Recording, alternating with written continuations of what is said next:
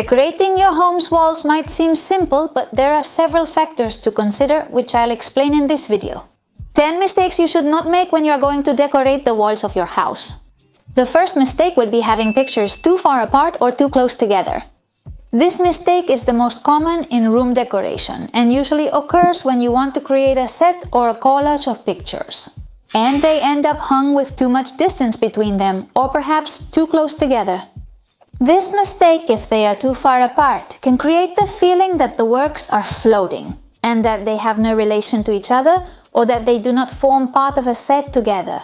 To ensure that this does not happen, it is advisable to leave between 5 and 10 centimeters of distance between each frame. And if we have a piece of furniture underneath, leave approximately 15 to 30 centimeters of distance between the furniture and the first frame. To make this composition even more elaborate, you can include objects that are related to this composition. For example, hats, prints, figures, posters, or a small shelf accompanied by several frames. The second mistake would be to clutter the walls, load them with too many things. Occupying all the walls with decoration is a big mistake, as it can create visual clutter and can affect the mood of the people living in that space. If we have a lot of decoration on the walls or all the space of elements, it is better to distribute these works throughout the house. Decoration doesn't need to expose everything at once. Its strength lies in being dynamic and changeable over time. However, if you want to continue displaying family photographs, avoid overloading the wall. You can distribute them around the house, like in the entrance, on a dining table, comfortable shelves, or reserve a space to create your gallery by placing shelves, but always without exceeding. The third mistake would be not analyzing the light beforehand. Choosing the color with which you are going to paint the walls long before knowing how the light plays in this space is the main mistake in this process. First of all, you have to analyze the space and see how the lighting affects all the corners and the shades that are created. This way we will know which tones favor the room. Another point to consider is the size of the room. Dark shades like black, green, or dark blue absorb both natural and artificial light, which would be more recommended in large rooms with lots of light. However, for smaller rooms, it would be totally the opposite. Light, pastel and warmer colors like white, beige, pink are recommended to illuminate walls with less light. The next mistake would be very high paintings.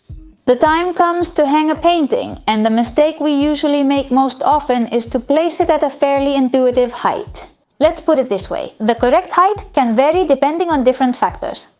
As a general rule, paintings should be placed at eye level, as the interest is in admiring what is hung.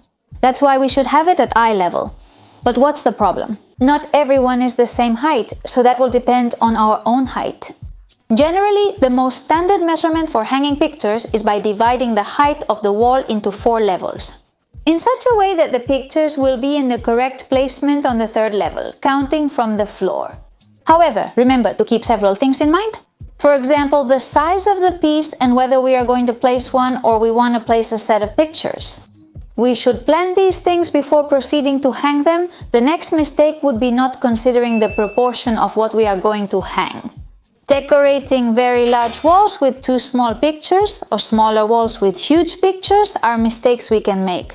In this case, your intuition and the size of your walls will help you decide which is the best wall to hang a small picture, a set, a large picture, or several small ones, all depending on what we want to hang. After all, the most appropriate thing is that whatever you choose to hang is well proportioned. For that, there is a little trick we can do before decorating with the pictures. With masking tape, we can draw the outlines on the wall and thus get a small idea of what each picture occupies and how it relates to the size of the wall. The next mistake would be not to combine colors or materials. Some styles, like minimalism or Nordic style among others, are characterized by having walls painted white or covered with white tiles, creating rooms with a certain monotony. If we don't want to fall into that, we have an easy solution, the combination of materials. This greatly enriches the spaces and is perfect for highlighting certain corners or decorative pieces. What combinations do we make? Which ones are correct? The key is picking the most appropriate for each space. For example, one thing that is used a lot, especially in living rooms, would be to leave a smooth wall painted in light tones and introduce panels of other materials such as brick, wood, microcement. Other combinations could be ceramic and brick. This can be seen especially in kitchens with a more rustic style or wood and marble used in sinks with a more modern style. Concrete or microcement are trending materials and can be combined with almost anything. Kitchens and bathrooms also lend themselves to these types of mixes. While stone and marble can become a very original proposal to decorate a kitchen wall, we can always make a mood board to see how these textures and materials combine, and thus end up opting for one or the other. The next mistake, which also often happens, is choosing the color of the walls. First of all, sometimes our mind goes faster than our body and we want to move faster than we can. And this makes us do things out of order when we want to finish a room as soon as possible. For example, painting the walls or choosing the wall color before choosing our furniture that we are going to place there. I say this from experience. What happens is that this is going to limit us a lot and it will force us to buy furniture that may not end up matching the color we have chosen for the walls. To avoid exactly that from happening, the best thing is to first choose the furniture and decoration that are going to be used for each room, and then think about the color or materials of the walls. With this, we will be able to create harmony and give way to decide on the decorative styles that we like and that will represent our home. The next mistake would be not aligning pictures with furniture. Once we have decided to decorate the wall with pictures, photos, or painting, we should try to align these elements with the furniture or objects that are in the room. That is, we have to ensure that both objects are fitted and visually connected, thus forming a set. For example, if we want to do a sectorized painting, that is, paint a specific area of the wall, such as a bed headboard, we will have to square this painting with the bed. Just as if we want to place a picture above a sofa, the size of the picture cannot be too small or isolated in relation to the furniture. The next mistake would be related to colors, and that is not taking into account the rule of 3.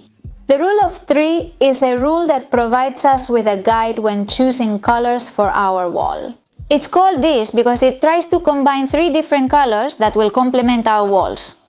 If, on the contrary, we decide to use more than 3 main colors, we could fall into a potpourri of colors that would contribute to visual disorder. Color number 1 would be the dominant color and should occupy 60% of the total. Number 2 would be a secondary color, and we would use 30% of it, and finally, of the third color, we would use only 10%. And it would be more of an accent color, using it only in small doses, for example, decorative elements. And the last mistake would be not using reliefs. Take advantage of the relief as a decorative element. The last technique that gives a lot of play to create a composition on a wall and bring a touch of elegance is moldings. They can be made of wood or plaster and are totally ornamental. They can have more or less relief, be totally flat or play with different reliefs. There are all kinds. We can paint them the same tone as the wall, play with the wall and colors using another tone, or decorate them with wallpaper. There are endless possibilities, and therefore, if you want a video dedicated to moldings and all the possibilities there are, leave it in the comments and we will record one soon. And these would be the 10 mistakes we can make when decorating the walls of our house. I hope they have been useful to you. If you enjoyed this video, remember to like it. See you in upcoming videos soon.